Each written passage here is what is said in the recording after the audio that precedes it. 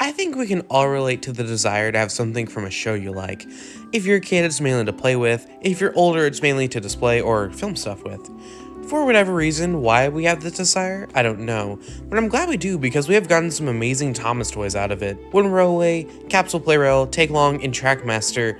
All of these lines are just so good. But there is one line that I feel doesn't get enough attention, and that line is Ertl. Ertl is probably most well known for their Diecast line, and its lineup that includes a good amount of Railway Series characters, some only having toys because of this Ertl line. It's honestly insane. But Ertl had a lot more stuff to them than I actually see people talk about. So in this video, I wanted to go over all of the Thomas Ertl toys that I actually want to talk about. There's a few I didn't. Ertl ended up making for Thomas and Friends. So with out of the way, let's go into the first line. The Diecast line. I actually don't know if that's what it's called. I don't think it ever had a proper name. This line started off in 1986. The first models we got, I would say, look really good. We got Thomas, James, and Henry.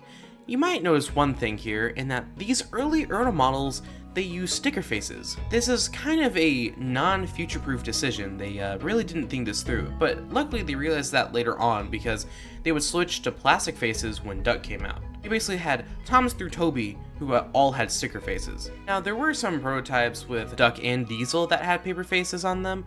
These stickers definitely don't last as long as the plastic faces do, and being able to have 3D faces is a lot more appealing to me. This range would end up having a surprising amount of Railway Series characters. We got Neil, Bluebell, 16, Wilbert, Jock, Frank, Isabel, Bear, D199, and we even got Coldy, Catherine, Lord Harry, and Godred. One cool thing about the Godred Ertl model is that this is the very first time we ever got to see Godred's back face, and yeah, it's not that great looking. This isn't even including the recently found Mike prototype, or the Railway Series version of George that was planned for the line. If we did get that George, that would have been the only time George would have gotten his Railway Series look on a toy. Honestly, I kind of wish we did. For other characters, it's a solid lineup. We got characters like Daisy, Boko, and all the Season 7 newbies. We even got a version of Sir Handel that the only thing that is different about him is that his nameplate is Falcon, exactly like he is in the TV show. We also got the gunpowder van. Okay, Ertl, why would you want to make this out of all things to make? We also got Bertram with a U and not an A. Or is it accurate and we are just getting it wrong? Why did they not make this clear? And don't even get me started on how Bertram's face is screen accurate when it comes to Smudger, who released a year later. Keep in mind, Smudger's face is the same one used for Bertram. They couldn't even get Smudger's face right. Even though Bertram's face is really accurate, why couldn't they just reuse Bertram's face for Smudger? Okay, I can ignore the Bertram and Smudger stuff, you know, like, that's excusable. But Ertl had some things that kind of hurt the line in comparison to other lines like Thomas Wooden Railway. Probably the biggest one for me is the inconsistency with sizing and scaling. So some proportions are really off for some models. Like Spencer here, he is just not tall enough, and it's a weird slope that happens. I don't know, I find it really weird. And the sizing too is really weird. Ertl has narrow and miniature gauge engines that are the same size as the standard gauge engines. I get this, Ertl already had a good size, but why is that Neil, a standard gauge engine, is smaller than Sir Handel, a narrow gauge engine? I mean, if you can make Sir Handel that tall, why couldn't you make Neil that tall? What's the sizing here? What's the smallest you can go? Neil in the Railway Series illustrations has bigger wheels than his actual model, so if he got those bigger wheels, he would have been accurate. I do also find it weird how not all of the Ertls were released worldwide, like how there are exclusive Ertls that were only released in the UK. Also, just to correct my UK Ertls video, yes, the Spiteful Breakfin and Silly Trucks were only exclusive to the UK. Sorry I forgot about them. Because they are pretty cool Ertl models. Now, I don't think that's actually Ertl's fault. That might just be like whoever was in charge of shipping toys to other countries. I really don't know why that even happens, but I guess there's some reason for it. Ertl also ended up making a pull back and go version of Thomas characters.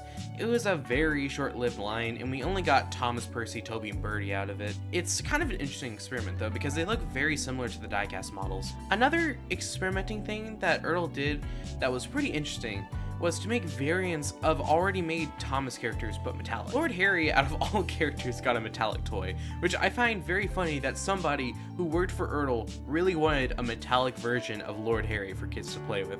Also started the whole making Thomas all gold or silver for anniversaries thing. Now, if you happen to own Ertls yourself and wonder why there are so many of them, that might be because of some VHSs that were sold with an Ertl. So not only do you get some episodes, you also get a toy, which I think that's pretty smart. This Ertl line would end up ending in 2004, but there were some characters that had prototypes that would have gotten released in 2005, and there are only some that we know of. And to start off, we got Mike, which I imagine would have gotten Rex and Bert if it continued. The truck from the Mountain Engines, which I don't see this selling well at all, and Agnes and Jimna, which I honestly wish we got those. I could talk about some other prototypes, like how Lady is just Renee's model and it looks painful, or Toad's prototype model looks scary, and I wish that we really got Scruffy's prototype model because of how adorable this is. But that is all I really have to say about this line, really. I love how this line gave us promotional images for the Rowie series characters that we would have never gotten, or how willing it was to put these lesser known characters even in the line. Ertl, even though I feel like I could play about it more than I actually praised it, is a solid Thomas Friends line, has a really good lineup of characters, but kind of suffers from the incorrect proportions and not great scaling with the line. It is a lot better than a lot of other Thomas Friends toy lines, but Ertl is very much up there for me on probably one of my favorite Thomas Friends toy lines to exist. But this is where most people would stop with Ertls, because this is the main line, this is what most people know of, it's the main one to collect. But there are some other Thomas Friends Ertl toy lines that I don't see many people talk about, so let me talk about this one. So let's go on to the next Thomas Friends Ertl toy lines. The Ertl miniature engines were just normal Ertl, but now a choking hazard. Yeah, I don't know why they made this. It's just too small. Maybe it's for hardcore Thomas fans, which I mean, I doubt they were thinking that because this brand was marketed mainly towards kids, and maybe older kids. I'm not entirely sure why they made it so small, and it's too small to put really any detail into as well. They would just end up putting them on keyrings as well, which probably made them easier to keep up with. But what is a kid gonna do with a keyring? Later on, they kind of took the idea of the miniatures and they decided to combine it with a Lego system. And while there is barely anything for this line, I like the idea of this more than just making it normal Ertl, but now tiny. Now you can actually build the track instead of just having the track already in one place. Now, it would have been even cooler if you could have, like, built the engines with this form of Lego. I mean, Mega Bloks would do it later on, but Ertl could have been thinking ahead. The next thing isn't really miniature, but I feel like it works best here. And this is the Thomas toy made for the book called One Blue Engine. Oh boy, that cover art. Ertl made this One Blue Engine Thomas book, and it just looks very cheap in comparison to the quality that I know they can make. Just why couldn't they made it quality? Ertl also made a wind-up toy line, and it looks pretty good. But let's all admit, Capsule Poirel did a... Wait, is that a wind-up Sir Topham hat?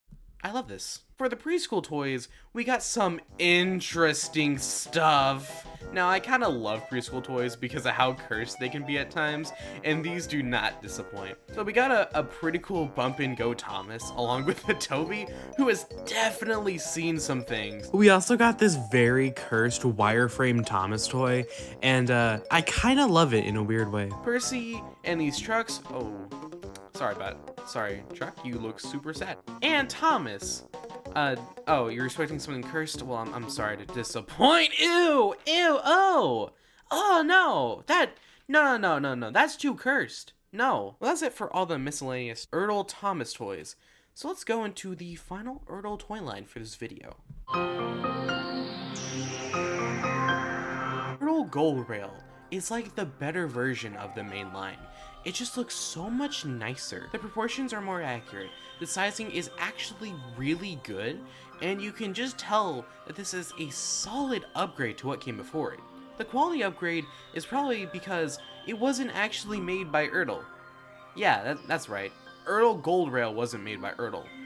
It was a Japanese company called Bandai making them. You might recognize the Ertl Gold Rail line to look a lot like the Thomas Engine Collection series line in Japan. And they had a deal with Ertl to release the toys in the US under the name Ertl Gold Rail. And it's a shame that we never got the whole line in America. These toys are so good, and they are a huge improvement to what came before it. This line barely lasted 2 years. It was planned to go up for 3 years, but it was discontinued. I'll have to talk about Bandai's Thomas toys at one point, because they made some really cool stuff. And I think that Ertl Gold Rail just outdoes everything that the Ertl Diecast line did. Well, that is it for this video. Ertl Thomas toys have been gone for almost 19 years at this point. I really like their main line that Ertl made, and I like Gold Rail a whole lot more, but that is more of Bandai's work than Ertl's really. Ertl's made a surprising amount of Thomas toys, and if you are wondering what happened to the Ertl company, it was bought out by Tomy in 2011. They are still somewhat in business, but it's more like Tomy making the toys that Ertl owns the license to. But that is it for the Ertl Thomas Friends toy lines. Thank you all for watching, everyone, and I will see you all next time. Goodbye, everyone.